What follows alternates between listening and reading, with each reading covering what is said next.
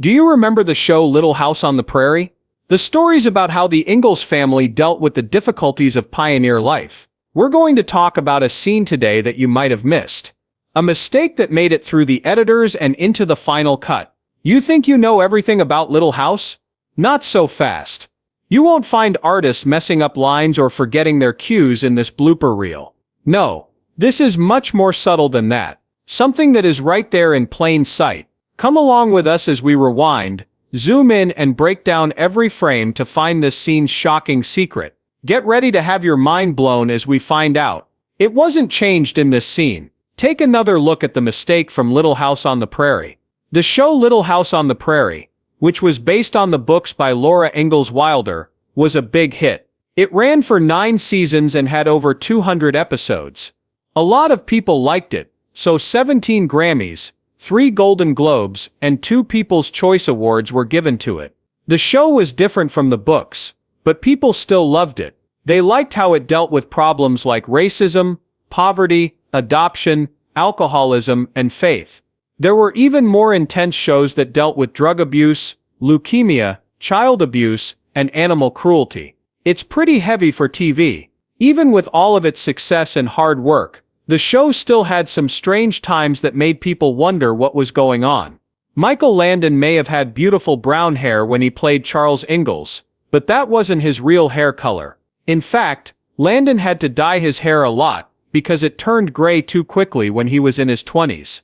On the other hand, this sometimes caused problems because Landon's hair would fade from the heat and sun on the set, making it hard to film scenes at the right time. Melissa Gilbert was adopted from birth by Paul Gilbert and his wife, actress Barbara Crane. The couple finally adopted Jonathan Gilbert, who plays Willie Olson on the TV show Little House on the Prairie. Barbara Crane remarried lawyer Harold Abels after her split from Paul Gilbert. They had a daughter named Sarah Gilbert. She is best known for her roles as Darlene Connor on Roseanne and Leslie Winkle on The Big Bang Theory. She plays roles too. Someone on the show named Charles Ingalls was known for not drinking alcohol. To put it another way, he never drank. He also tried many times to get Victor French's character Isaiah Edwards to stop drinking. It was all just show. Michael Landon did drink. That much was true. Another interesting thing about him is that he smoked all the time. Many packs of cigarettes were said to be smoked by him in a single day. Melissa Gilbert, who played Laura Ingalls on the show, has talked a lot about how he uses tobacco and booze. She even said it impressed her when he lit cigarettes on his gloves between takes. He was of course among friends, because a lot of Hollywood stars back then smoked and drank a lot. Victor French and Karen Grassel have both had problems with drinking at different times, which makes Michael's company great. People might not be surprised by Victor's case. The character he played on the show, Isaiah Edwards, was a drinker. Some people are shocked though, because Mai Ingalls, who plays Karen Grassel on the show, is a drinker in real life. Victor French also died of cancer, just like Michael Landon did. But Karen Grassel wrote a book in which she talked about the three of them and their problems with drinking. She has also said that Michael Landon told her that Victor's death was probably caused by drinking a lot. Michael and Victor were still drinking, but Karen beat her addiction and quit drinking by the late 1970s. In Little House on the Prairie, at least 3 sets of siblings played parts. Lindsay and Sydney Greenbush, who are identical twins, played Carrie Ingalls. When they were credited, the apostrophe was taken out of between their names. A lot of people thought they were all the same person because of this. It's amazing that Lindsay married her partner in 2014 at the Big Sky Ranch in Simi Valley, California. That's where they met for the first time, and where outdoor shots for Little House were taken many years ago. The next important brother and sister pair to talk about is Jonathan and Melissa Gilbert. The second one played Laura Ingalls, and the first one played Willie Olson. Even though they are brothers, they are not related by blood. Instead, they were adopted. Since everyone knows that they are having a hard time with each other, Jonathan has quit acting. He quit going to small house parties and conferences after 2023 as well. When you know about the sibling bond, watching the show is more interesting. As for me, I think I see it most often in the show Stone Soup. In the last show of that season, Willie runs to help Laura, who is pregnant, who passes out in a field. The way they talk to each other makes it seem like they are related in the movie. Even though you now know they are siblings, the change in the relationship between the two characters is interesting, because they didn't always get along in earlier shows. Next were the Laborteaux brothers. In many movies and TV shows over the years, they have both been given credit for both versions. Matthew Laborteaux and Patrick Gilbert were both adopted, as were Melissa and Jonathan Gilbert. Their adoptive parents raised them, and helped them get through health scares when they were younger, and start jobs as performers when they were a little older. Matthew continued to play Charles Ingalls' adopted son Albert, and he also played a young Charles Ingalls in a TV show. Patrick played the part of Andy Garvey. He knew and lived near the Ingalls family. Richard Bull has been in plays, movies, and TV shows. He was known for more than just his role as Nels Olson, the store on Little House on the Prairie. He was also known for his roles in Vortex to the Bottom of the Sea and the Andromeda Strain. From the 1950s to 2008, he had a pretty busy playing career. He started out on a whim when a friend suggested he go to Goodman Theatre School. Following that, he quit acting completely, with the exception of one more show in 2011.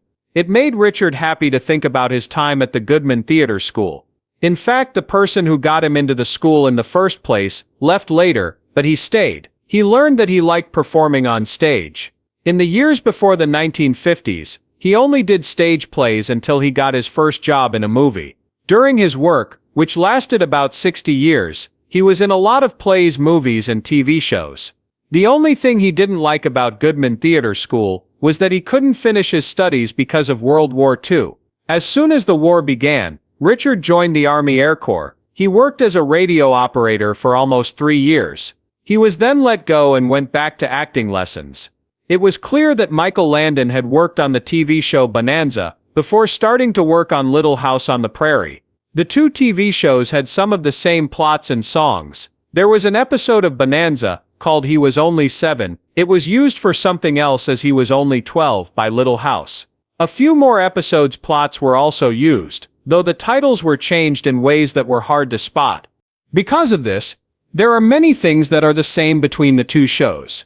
Some people said that Michael Landon was very careful with his time and money. He would use or change the lines from the first show for the second show, which makes sense. One big reason for this is that he played many creative parts on the Little House set. For the show, he often had to be the writer, director, and actress all at the same time, which must have been hard.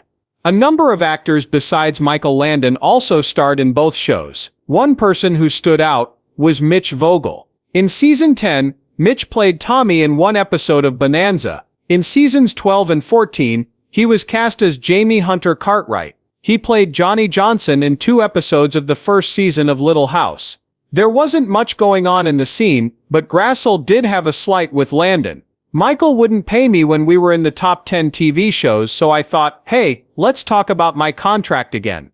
Grassel told Closer Weekly. It proved to be very hard for her. It's possible that Big Sky Ranch in Simi Valley, California, looked appealing on TV.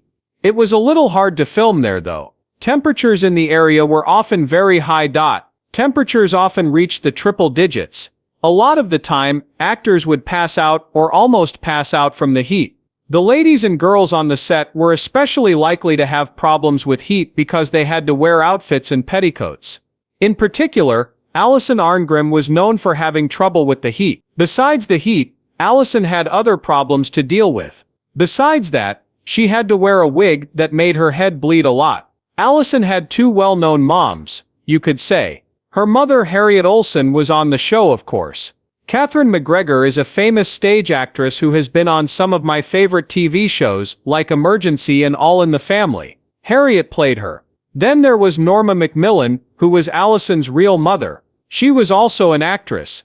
I liked her in episodes of some of my favorite shows, like Webster and Mr. Belvedere. She did voice work for cartoons for most of her career though. Michael Landon not only played the lead role on Little House on the Prairie, but he also produced, wrote, and directed the show. He was dressed as Little House on the Prairie's Charles Ingalls. Michael was a major figure on the TV show Little House on the Prairie, and also played an angel on the show Highway to Heaven. He also made it a point to say a few times that he really believed in God. This was especially true after he was told he had cancer in the early 1990s. A lot of people didn't know this, but Mr. Landon had a more religiously diverse past. His mother was Catholic and his father was Jewish. Michael's real name is Eugene Maurice Urowitz. He thought that if he wanted to become an actor, he would need a stage name that people would remember. That's how he changed into Michael Landon. The Jewish character Percival Dalton was added near the end of the Little House stories. This may have been done for the same reason. Caroline Ingalls,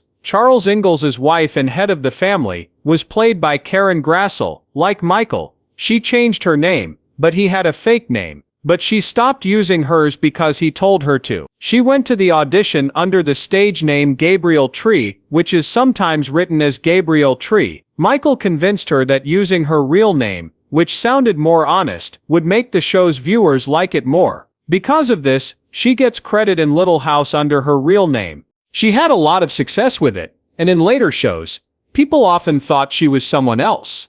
During the 1980s, she wrote 2 guest spots for Murder, and each time she was given credit under her real name.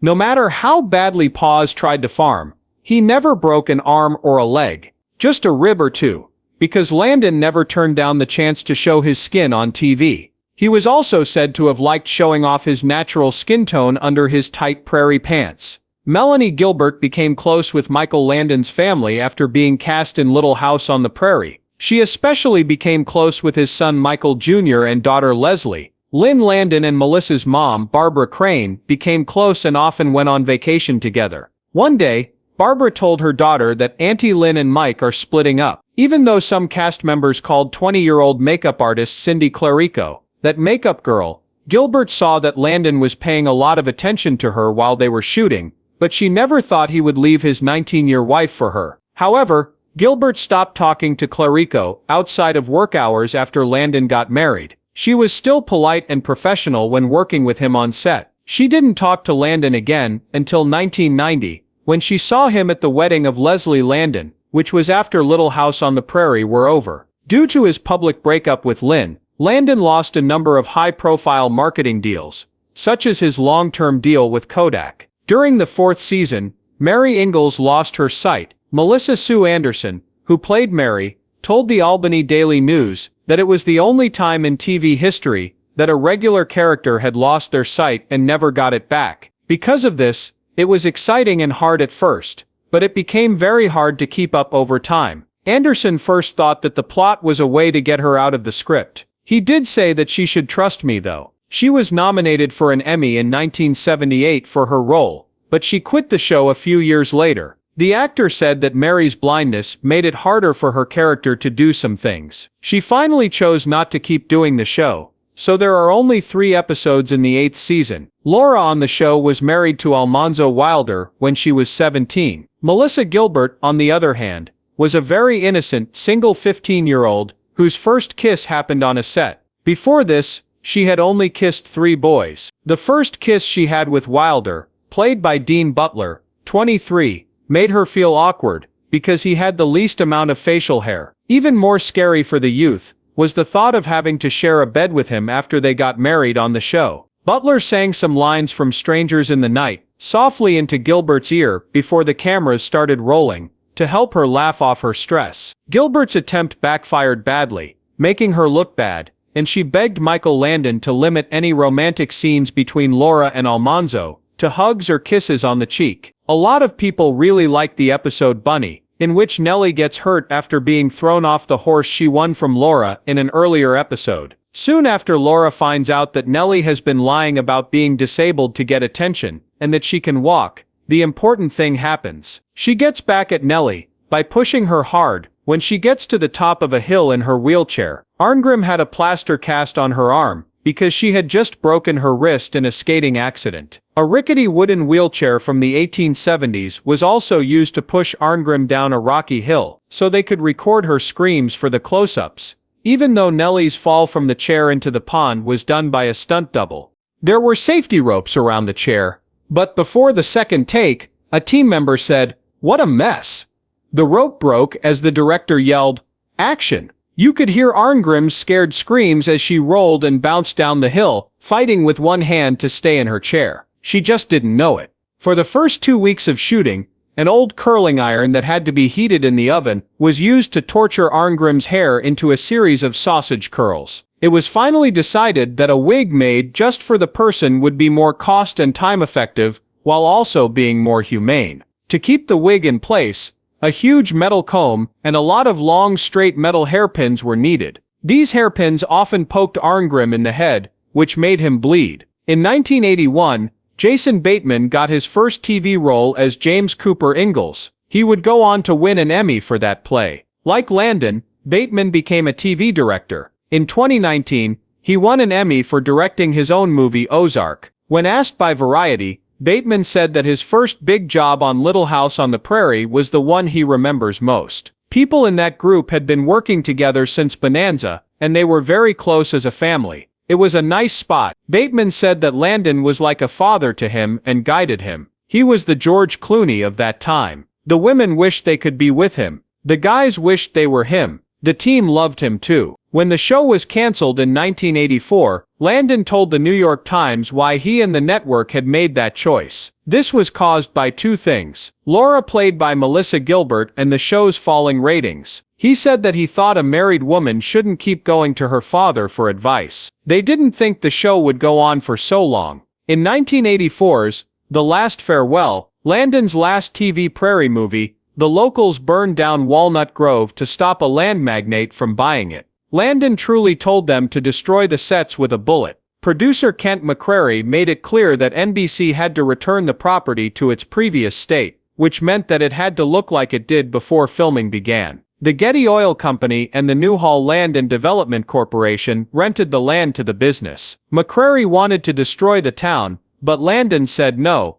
saying, "What if we blow up the town? That would destroy all of the buildings totally. You could still bring your tools in to take apart the mess and take it away." Because of this, he wrote in the explosions while being careful not to damage the church or the farm.